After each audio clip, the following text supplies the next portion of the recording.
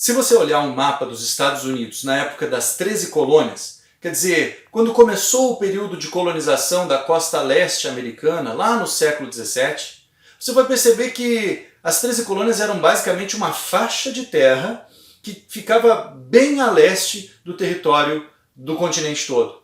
Pois bem, como essas 13 colônias, que ficavam uma pequena faixa de terra no litoral, se transformaram nesse país de dimensão continental, de costa a costa, a gente pode encontrar como resposta o século XIX. Hoje a gente vai falar de dois assuntos importantes da história dos Estados Unidos no século XIX. Um, a expansão para o oeste, e o outro, como os Estados Unidos resolveram ou não resolveram um problema de modelos de desenvolvimento entre o norte e o sul, a Guerra da Secessão, a Guerra Civil Americana. Se liga aí.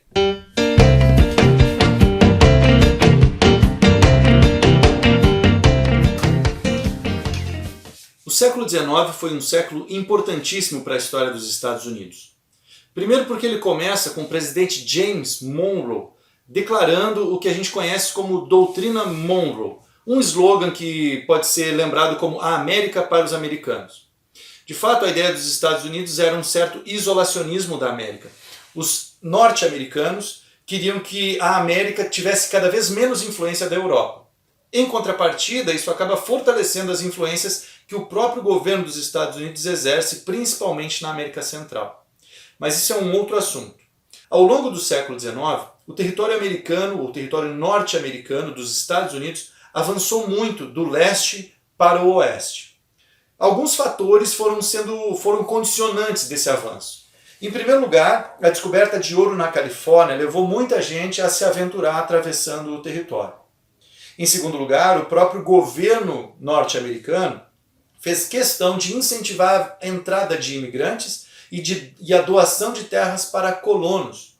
Existe um decreto americano chamado Homestead Act, que é uma espécie de distribuição de terras a preço muito barato para quem tivesse interessado em ocupar o território do centro e do oeste dos Estados Unidos. Isso permite o avanço populacional da costa leste em direção ao oeste. Ao longo dos anos 50 e 60, 1850 e 1860, nós vamos ter a construção das ferrovias que ligam de um lado ao outro a costa leste à costa oeste. A gente chama de ferrovia transcontinental. Esse foi um fator decisivo para a ocupação ainda maior, para uma migração ainda maior em direção ao oeste. Agora, como esses territórios se transformaram em territórios dos Estados Unidos legalmente, a gente tem que pensar em algumas etapas. Por exemplo, o que a gente chama de Louisiana seria um território que até 1803 compreendia todo o miolo do território dos Estados Unidos, indo desde a região dos Grandes Lagos até o Golfo do México.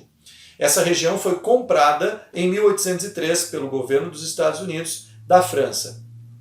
Uma outra região que foi comprada foi a região da Flórida. Foi comprada da Espanha em 1819 e deu acesso aos norte-americanos para o Mar do Caribe, para a região das Antilhas. E aí nós temos as questões ainda mais tensas, que são os avanços bélicos através de guerras dos Estados Unidos lutando contra o México. São as guerras hispano-americanas.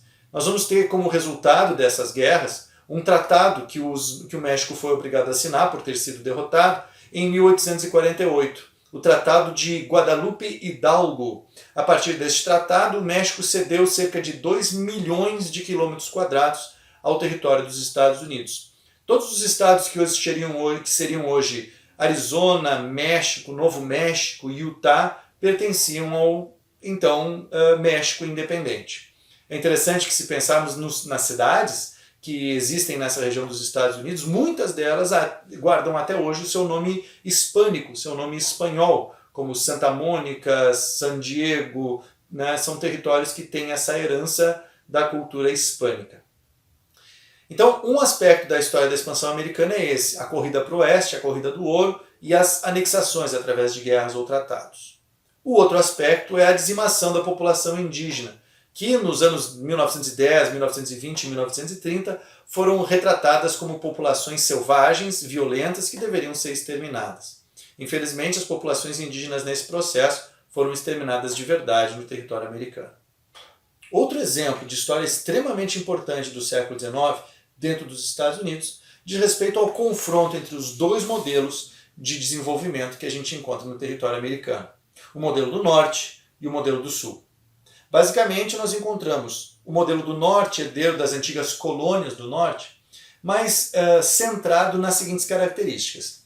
Um modelo econômico mais autônomo, que buscava desenvolver uma economia variada, com fabricação própria, manufaturas, uma policultura, uma produção interna voltada para o mercado interno. Esse modelo do Norte usava predominantemente a mão de obra livre, e na sua maior parte assalariada.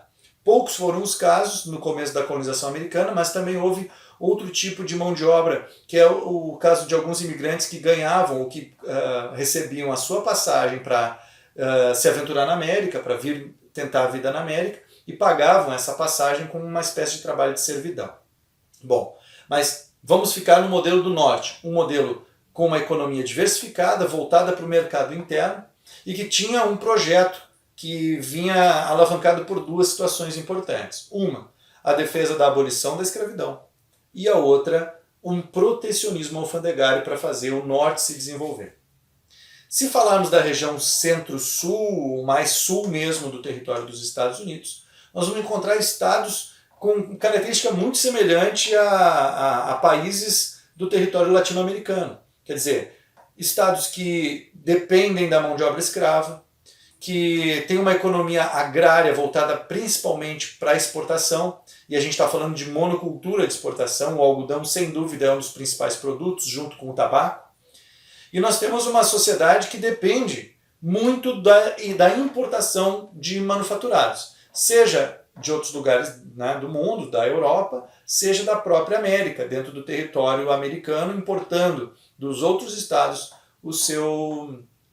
aquilo que eles não eram capazes de produzir. Esses dois modelos entram em confronto ao longo do século XIX, mas certamente o ponto crucial dessa disputa está na eleição do presidente Abraham Lincoln, que representava, através do Partido Republicano, os ideais de protecionismo e de defesa de uma industrialização, de um modelo mais autônomo da economia norte-americana, enquanto os estados do Sul defendiam aquele modelo agrário, exportador e escravocrata. A gota d'água para o início desse conflito foi quando, liderados pelo estado da Carolina do Sul, os estados do Sul, aos poucos, vão formar o que a gente chama de estados confederados, que se declaram independentes da União.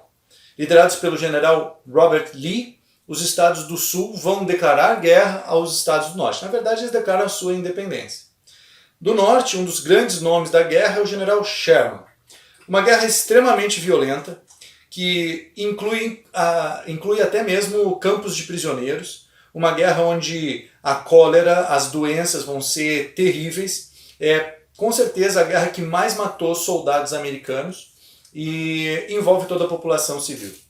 Essa guerra dos estados do Norte contra os estados do Sul também é uma guerra desigual, porque o Norte, que é a União, ela tem todo o exército nacional para lutar e para defender os interesses do governo federal, enquanto os estados do Sul contam com os seus próprios exércitos. Essa guerra do Norte contra o Sul, que vai durar até 1865, também utiliza estratégias de caráter político. Quer dizer, o próprio Lincoln declara a emancipação dos escravos nos territórios rebelados.